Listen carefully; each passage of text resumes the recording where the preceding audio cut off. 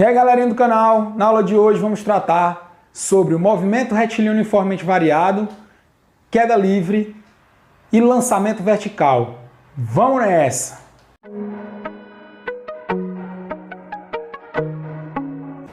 Então, pessoal, estamos aqui na aula 2 de movimento retilíneo uniformemente variado.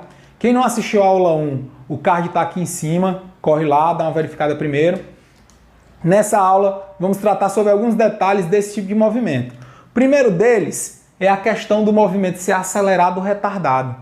Tem uns termos que às vezes o aluno confunde. Retardado, retrógrado, progressivo. Vamos detalhar cada coisinha dessa hoje para ficar, ó, chuchu beleza. Aqui, ó, no movimento acelerado. O que é esse movimento acelerado? É quando o módulo da velocidade aumenta com o tempo, tá? O módulo, veja, não estou tratando do sinal ainda. Movimento retardado é quando a velocidade, o módulo dela diminui com o tempo. Então, vamos pegar aqui um exemplo bem simples. Você está num carro e a velocidade dele está aumentando com o passar do tempo, significa que o movimento é acelerado, o carro está acelerando, tá certo? Mas quando você começa a frear o carro, a velocidade diminui com o passar do tempo. Quando ela diminui com o passar do tempo, aí nós temos um movimento retardado, tá certo? No primeiro caso, a aceleração está mostrando um aumento da velocidade. No segundo, a aceleração está mostrando uma diminuição da velocidade. Então vamos compreender logo isso. Nesse caso aqui, ó, a aceleração, tá? Não vou colocar aqui o caráter vetorial, porque estamos tratando aqui na situação ainda escalar dessas grandezas. Então o sinal, nesse tipo de caso, vai indicar só para que lado está apontando a grandeza. Se for para o lado positivo da trajetória escolhida, grandeza positiva. Se estiver apontando para o lado oposto, grandeza negativa. Então nesse caso aqui, a aceleração que atua na partícula, juntamente com a velocidade que atua nela, está apontando para o mesmo lado. Você pode entender assim, ó, no movimento acelerado, a aceleração ajuda a velocidade, tá certo? Então você vai ter um aumento da velocidade. Isso ocorre quando? Quando elas possuem o mesmo sinal. Se eu escolher a trajetória aqui, ó, vou escolher minha trajetória para direita positivo, então ambas as grandezas serão positivas. Mas, se eu tiver uma velocidade negativa, vamos lá, galera, velocidade negativa não indica que a velocidade está diminuindo, indica só que ela está apontando para o lado negativo da trajetória. Se para esse lado aqui é positivo, para a direita é positivo, para a esquerda é negativo, beleza? Agora, para ser um movimento acelerado, obrigatoriamente a aceleração precisa ter o mesmo sinal da velocidade. Por quê? Porque ela precisa apontar para o mesmo lado que a velocidade está apontando. Então a aceleração também, ó, tá para cá. Então é uma característica do movimento acelerado. Tanto a velocidade quanto a aceleração possuem o mesmo sentido, né? Então vão ter o mesmo sinal, tudo bem? Já no movimento retardado, o que ocorre é o seguinte, ó, vou pegar aqui minha trajetória apontando positivo de novo para a direita. Beleza? Positivo de novo para a direita. Eu tenho aqui minha partículazinha. Se a velocidade estiver apontando para o lado positivo, velocidade é positivo. A minha aceleração, obrigatoriamente, ó, precisa apontar para o lado oposto. Ela é negativa. Por que é que eu tenho essa situação aqui? Porque nesse caso a aceleração vai atrapalhar a velocidade, tudo bem? O que é que isso significa, pessoal? Que a aceleração negativa.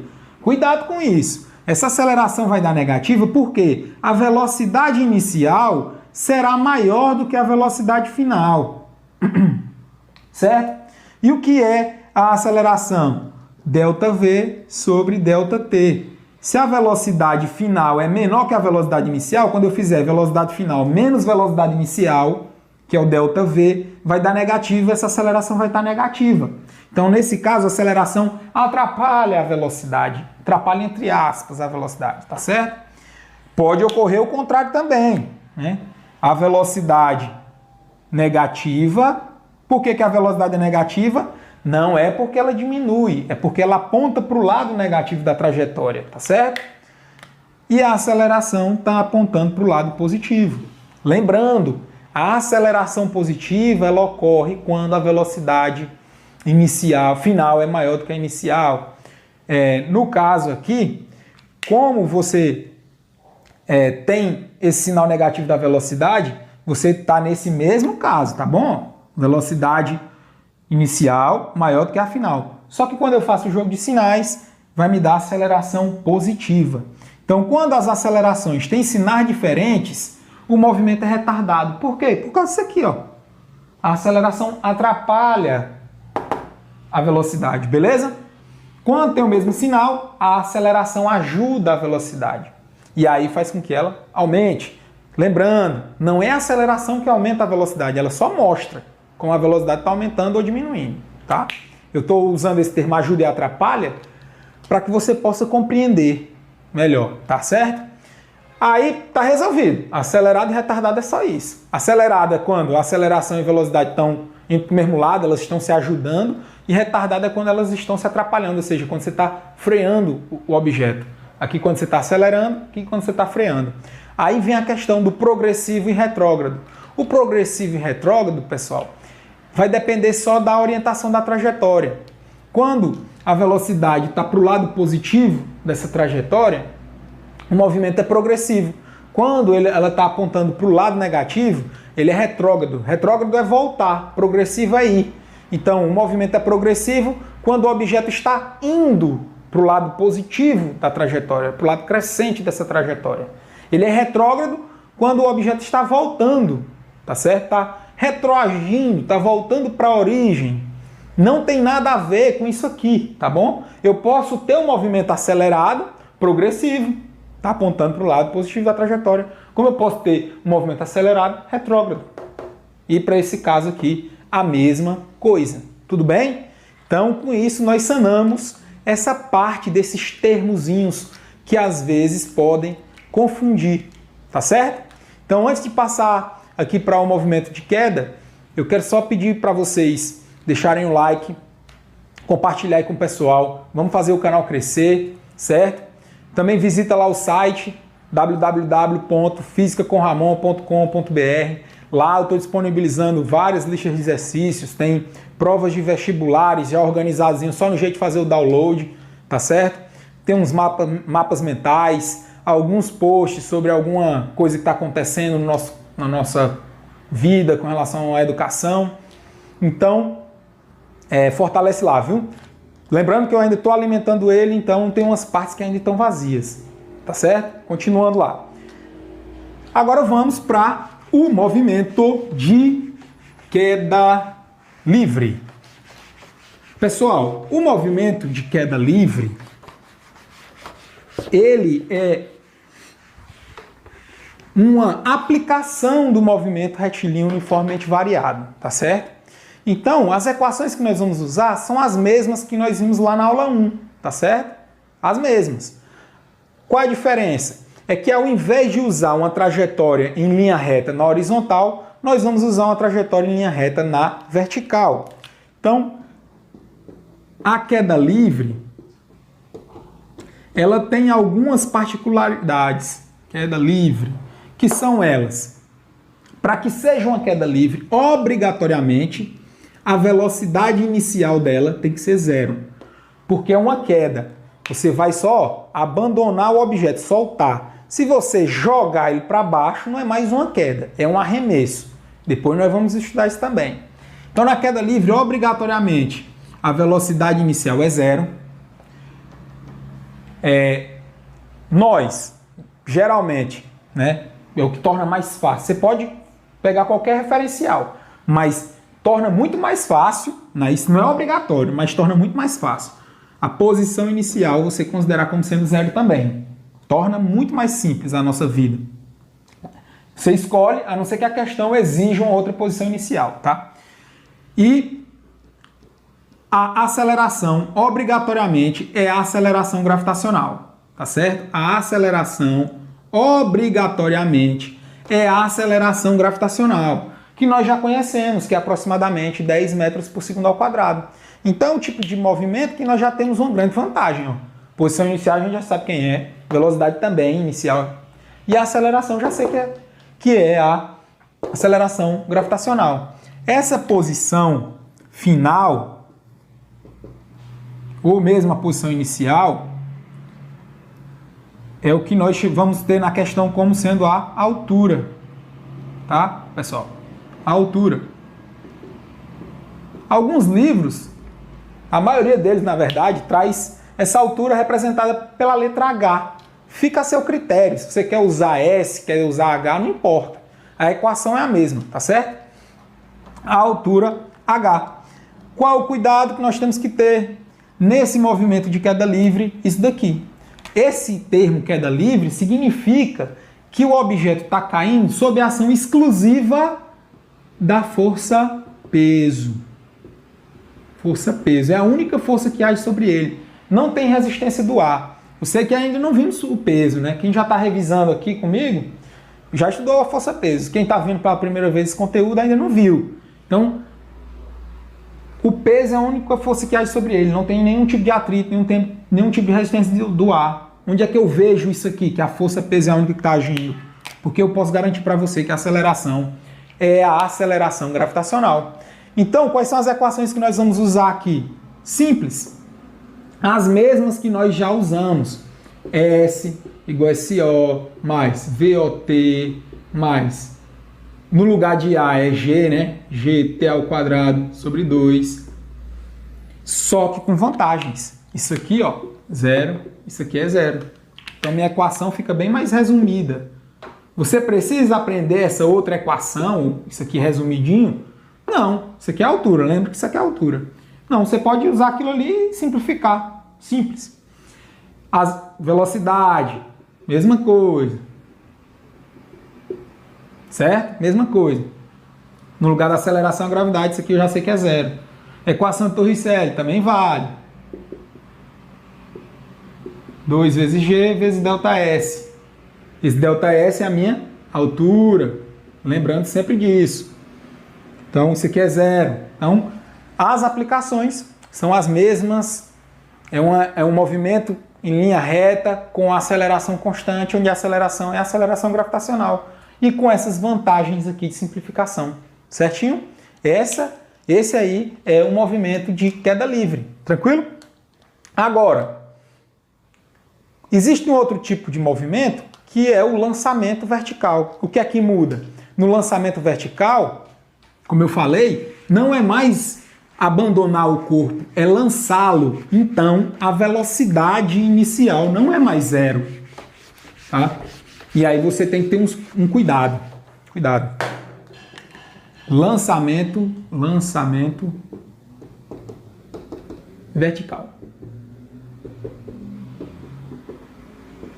No lançamento vertical, pessoal, a velocidade inicial é diferente de 0. Certo? Mas, veja bem, a aceleração vai continuar sendo G. Minha aceleração continua sendo a aceleração gravitacional. O S continua sendo a altura, mas ele também, o S inicial, não é mais 0. Não é que não seja mais 0, vai depender da questão, né? Mas você pode também pegar a posição inicial como sendo 0. Mas isso vai depender da questão. Mas o S, a minha posição aqui, de novo, vai ser a altura do movimento. E aí ele tem umas características interessantes. Vamos lá. Primeiro, o que seria esse lançamento vertical? Eu posso pegar um objeto lá de uma altura h e jogar ele para baixo. É um lançamento vertical. O que é que vai mudar? Só a velocidade inicial. O que é que muda da queda livre? Só a velocidade inicial, que é diferente de 0. Só isso. Você coloca lá a velocidade inicial do arremesso. Pronto.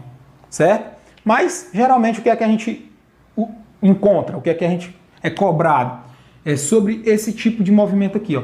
Quando você pega um objeto, lança ele com uma velocidade inicial diferente de 0. Veja, o objeto vai subir porque você lançou ele. A aceleração gravitacional, ela sempre aponta verticalmente no sentido do centro da Terra, fica verticalmente para baixo, né? Então, quando você arremessa o objeto com a velocidade inicial 1, você já tem a força-peso atrapalhando. E como é que essa força-peso atrapalha? Quem é que mostra isso? A aceleração gravitacional. Ou seja, a cada segundo que passa, a velocidade está diminuindo de 10 metros por segundo, já que a aceleração gravitacional é aproximadamente 10 metros por segundo ao quadrado. Então, nesse tipo de caso, você obrigatoriamente tem que escolher um sinal. Nós já vimos que o sinal indica para que lado o objeto está, ou a grandeza está aplicada. Então, nesse caso aqui, ó, quando o objeto está subindo, a aceleração e a velocidade têm sentidos opostos. Então, você tem que escolher. Para cada questão, você pode escolher um referencial diferente, mas naquela questão você não pode mudar. Escolheu, está escolhido.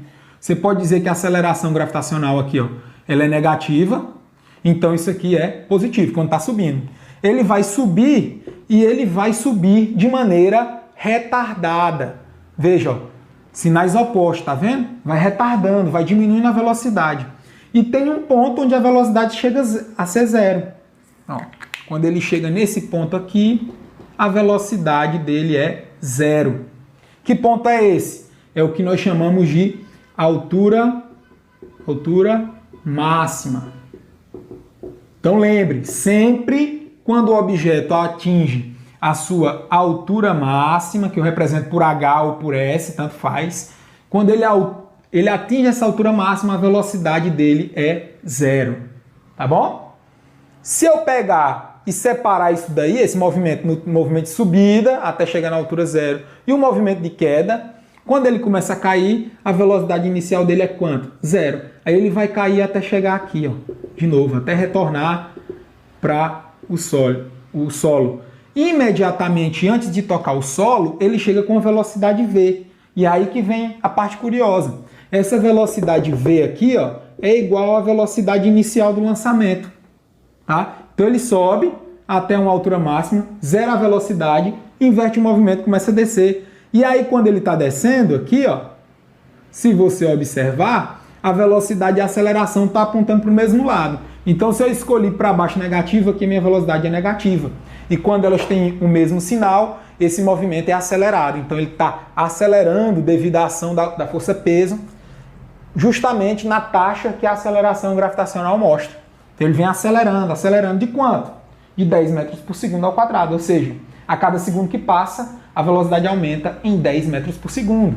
Quando ele estava subindo, a cada segundo que passava, a velocidade diminuía em 10 metros por segundo. Tá certo? Então, a taxa de redução é a mesma da taxa de aumento no retorno. A taxa de redução na subida é a mesma taxa de aumento na queda. O que a gravidade tirou, o que o peso tirou, depois ele devolve. Por isso que a velocidade inicial de lançamento coincide com a velocidade de queda imediatamente antes de tocar o solo, ok? Qual é outra curiosidade que gera aqui? O tempo que ele gasta na subida é igual ao tempo que ele gasta na queda. Tá bom? Então, se eu quero calcular o tempo total do movimento, basta multiplicar o tempo de subida por 2, porque o tempo que ele gasta para subir é o tempo que ele gasta para cair. Ok? Então, pessoal, para a aula não ficar tão longa, vamos parar por aqui. Na aula que vem, a gente estuda finalmente os gráficos que eu havia prometido e vamos fazer alguns exemplos, vamos fazer alguns exercícios, colocar em prática o que a gente aprendeu. De novo, deixa o like, ativa a notificação, compartilha com o pessoal, vamos desenrolar a física aí juntos, segue lá nas redes sociais, um abraço aí a todos e bom proveito. Valeu!